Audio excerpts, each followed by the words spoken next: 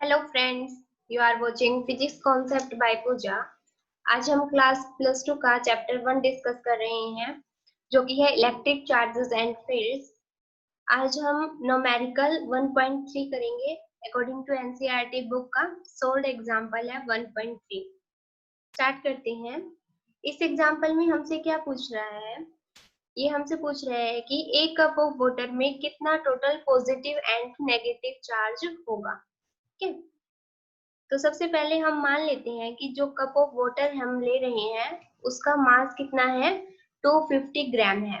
आप कुछ भी ले सकते हैं, लेकिन बुक में एग्जाम्पल जो है वो 250 ग्राम लेकर डिस्कस किया हुआ है, तो हम भी 250 ग्राम ही ले लेते हैं। ठीक है, इसके बाद हमारे पास यहाँ पर है मोलिकुलर मास ऑफ वाटर किसके इक्वल होता है, 18 AMU के इक्वल होता है, मतलब एटॉमिक मास यूनिट। लेकिन यहाँ पर हमारा वाटर क्या है, एक मोलिकुलर है, तो ये क्या हो जाएगा, मोलिकुलर मास हो जाएगा। ठीक है, AMU मतलब एक स्मॉल यूनिट में हम मेजर करते हैं मॉलिक्यूल्स के मास को। तो सबसे पहले आपको इसमें क्वेश्चन में जो है वो मोल कॉन्सेप्ट पता होना चाहिए। तो ठीक है, तो सबसे पहले हम इसका मोल कॉन्सेप्ट ही डिस्कस कर लेते हैं। देखो यहाँ पर आपको इस क्वेश्चन में समझना है कि जो हमारा 1 मोल होता है, सबसे पहले एक मोल की बात कर लेते हैं। 1 मोल क्या है, ये सिंपली एक नंबर होता है जिसमें कितने मॉलिक्यूल्स होते हैं, इतने मॉलिक्यूल्स होते हैं। 6.022 इंटू में 10 की पावर 23। जैसे कि एक डजन में 12 कोई भी चीज होती है। ठीक है, तो इसी तरह से 1 मोल में इतने मॉलिक्यूल्स या एटम्स होते हैं। ठीक है, ओके, ये तो हुई हमारे पास 1 मोल की बात। 1 मोल में इतने एटम्स या मॉलिक्यूल्स होते हैं। अब हमारा यहाँ पर जो एग्जाम्पल हम ले रहे हैं वो वाटर का ले रहे हैं, तो सबसे पहले हम निकालना चाहेंगे कि वाटर के एक मॉलिक्यूल का मास कितना है। वाटर मॉलिक्यूल मास, वाटर के एक मॉलिक्यूल का मास कितना है, तो ये हम कैसे निकालते हैं मास। अब कोई भी जो एटम है हमारे पास, उसके न्यूक्लियस में क्या होते हैं, न्यूट्रॉन और प्रोटॉन होते हैं। ठीक है, और जो इलेक्ट्रॉन्स है वो आउटर मोस्ट शेल में रिवॉल्व करते हैं। लेकिन जब भी हम मास निकालेंगे वो उसमें हम इलेक्ट्रॉन के मास को कंसीडर नहीं करते। इलेक्ट्रॉन के मास को कंसीडर क्यों नहीं करते, क्योंकि इलेक्ट्रॉन का मास जो है वो काफी स्मॉल होता है। 9.1 इंटू 10 की पावर -31 kg होता है। ठीक है, तो मास इलेक्ट्रॉन का स्मॉल है, इसलिए हम इलेक्ट्रॉन के मास को कंसीडर नहीं करते। हम सिर्फ न्यूट्रॉन और प्रोटॉन को करते हैं। तो यहाँ पर देखो हाइड्रोजन की बात करते हैं। सबसे पहले एक हाइड्रोजन के एटम की बात करते हैं। तो हाइड्रोजन में हमारे पास क्या है, एक इलेक्ट्रॉन की बात तो हमें करनी नहीं, तो एक प्रोटॉन है और न्यूट्रॉन इसमें है नहीं।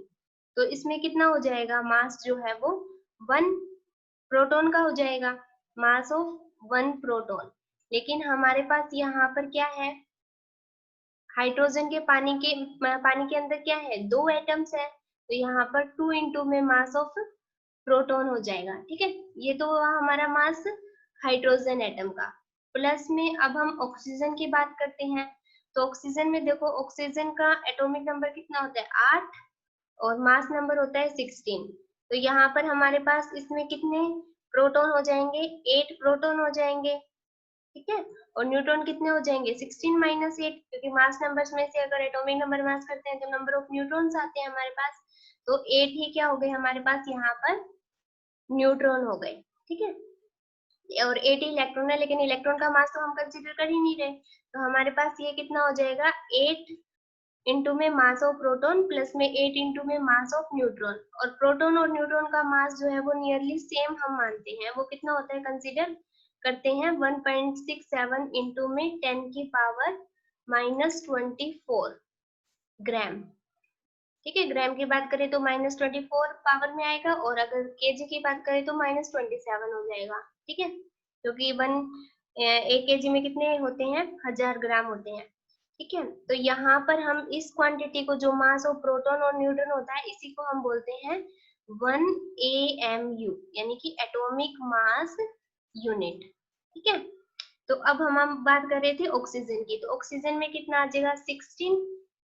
दोनों को ऐड कर लेते हैं, क्योंकि मास ऑफ प्रोटॉन और न्यूट्रॉन नियरली सेम है, तो टोटल हम ऐसे लिख सकते हैं 16 इंटू में मास ऑफ प्रोटॉन ही लिख लेते हैं। चलो ठीक है, तो यहाँ पर टोटल कितना हो जाएगा, ये हो जाएगा हमारे 2 + 16 18 मास ऑफ प्रोटॉन। और मास ऑफ प्रोटॉन कितना होता है हमारे पास, ये होता है 18 इंटू में मास ऑफ प्रोटॉन है 1.67 इंटू में 10 की पावर -24 ग्राम।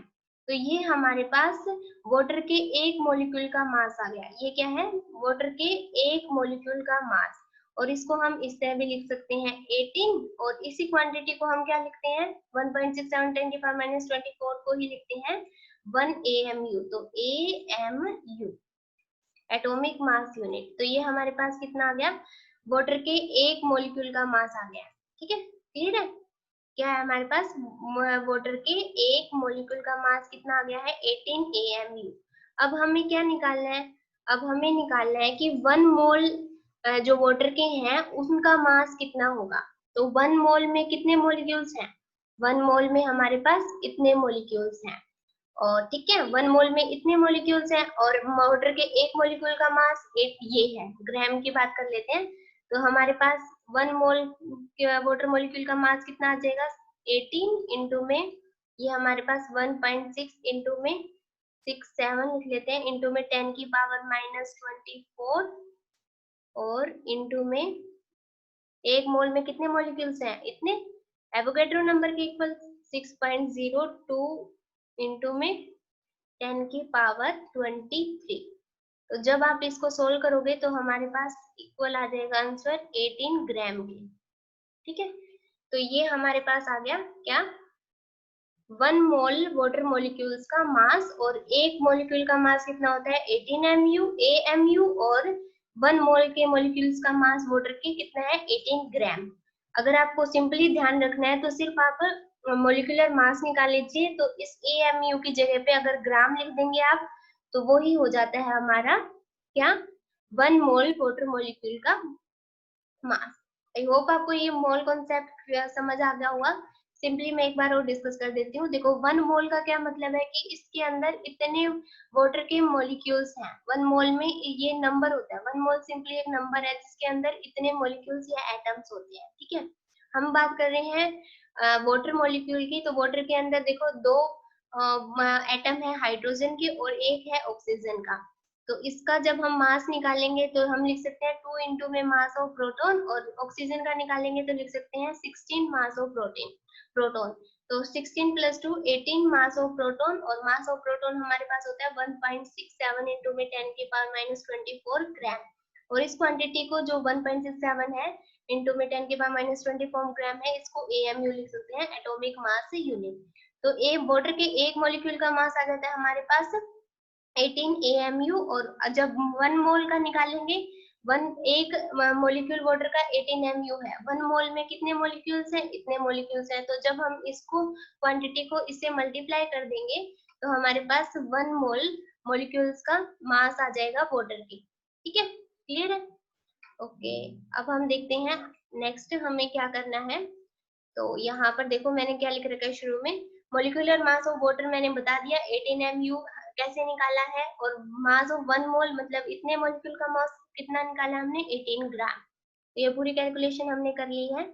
अब हम देखते हैं कि जो हमारा 250 ग्राम का जो कप है उसमें हम निकाल लेंगे कि कितने वाटर के मॉलिक्यूल्स हैं। तो देखो 18 ग्राम यानी कि 1 मोल में कितने मॉलिक्यूल्स हैं, इतने मॉलिक्यूल्स हैं। तो 1 ग्राम में कितने हो जाएंगे, ये अभी हमने देखा है ना, molecular mass of 1 mole of water molecules के इतने मॉलिक्यूल्स आते हैं उसके अंदर। तो 1 ग्राम में कितने मॉलिक्यूल्स आ जाएंगे, दिस डिवाइड बाय 18 इतने मॉलिक्यूल्स आ जाएंगे। और 250 ग्राम के कप में कितने मॉलिक्यूल्स आ जाएंगे, 250 इंटू में दिस क्वांटिटी, तो 250 ग्राम के कप में कितने मॉलिक्यूल्स आ गए हैं। ठीक है, क्लियर है। अब हम देखते हैं कि 1 मोल जो हमारा वाटर है, 1 मॉलिक्यूल है वाटर का, उसके अंदर कितने इलेक्ट्रॉन्स हो जाएंगे, उसके अंदर कितने इलेक्ट्रॉन और प्रोटॉन होंगे। तो हमारे पास देखो H2O में हाइड्रोजन में कितने इलेक्ट्रॉन है, हाइड्रोजन में एक इलेक्ट्रॉन है और एक ही प्रोटॉन है। तो यहाँ पर 2 एटम है तो कितने हो जाएंगे, 2 इलेक्ट्रॉन और 2 प्रोटॉन हो जाएंगे, 2 इलेक्ट्रॉन और 2 प्रोटॉन हो गए हमारे हाइड्रोजन में। और इसी तरह से ऑक्सीजन में हमारे पास कितना होता है एटॉमिक नंबर 8। तो ऑक्सीजन में हमारे पास 8 इलेक्ट्रॉन है और 8 ही प्रोटॉन है। कितने हैं? 8। जो हमारा ऑक्सीजन है इसके अंदर 8 इलेक्ट्रॉन है और 8 ही प्रोटॉन है। मतलब अगर हम बात करें कि टोटल वाटर मॉलिक्यूल में कितने इलेक्ट्रॉन और प्रोटॉन है, तो 2 इलेक्ट्रॉन और 8 इलेक्ट्रॉन, तो टोटल इलेक्ट्रॉन कितने हो गए? 10 इलेक्ट्रॉन। और इसी तरह से 2 प्रोटॉन और 8 प्रोटॉन कितने हो गए? 10 प्रोटॉन। मतलब वाटर के एक मॉलिक्यूल में 10 इलेक्ट्रॉन है और 10 ही प्रोटॉन है। अब हम टोटल पॉजिटिव चार्ज और नेगेटिव चार्ज मैग्नीट्यूड वाइज तो कैसा रहेगा? सेम रहेगा। बस नेगेटिव का मतलब उस पे नेगेटिव इलेक्ट्रॉन्स पता चल जाएंगे और पॉजिटिव आएगा तो उतने प्रोटॉन होंगे। तो हम एक चार्ज निकाल लेते हैं इलेक्ट्रॉन्स का, उतना ही प्रोटॉन्स का भी होगा। तो टोटल नेगेटिव चार्ज हम देख लेते हैं कितना हो जाएगा। ये हमारे पास इतने मॉलिक्यूल्स हैं और वाटर के एक मॉलिक्यूल में कितने इलेक्ट्रॉन है? 10। और हमारे पास एक इलेक्ट्रॉन का मास कितना होता है? 1.67, सॉरी चार्ज कितना होता है इलेक्ट्रॉन पर? एक 1.6 × 10⁻⁹ कूलम्ब होता है। तो टोटल चार्ज इतना आ जाएगा हमारे पास। ठीक है, जब हम इसको सोल्व करेंगे पूरी क्वांटिटी को तो हमारे पास टोटल नेगेटिव चार्ज कितना आ जाएगा? 1.34 × 10⁻7 कूलम्ब आ जाएगा। ठीक है, तो इतना हमारे पास टोटल नेगेटिव चार्ज आ जाएगा 250 ग्राम कप ऑफ वाटर में, और इतना ही पॉजिटिव चार्ज भी आएगा। क्लियर है? तो इसमें हमारा बेसिक जो मेन कॉन्सेप्ट था इस न्यूमेरिकल में, वो हमारा मोल कॉन्सेप्ट ही जानना था। आई होप आपको ये न्यूमेरिकल क्लियर हो गया होगा। Thanks for watching. If you like the video please share and subscribe.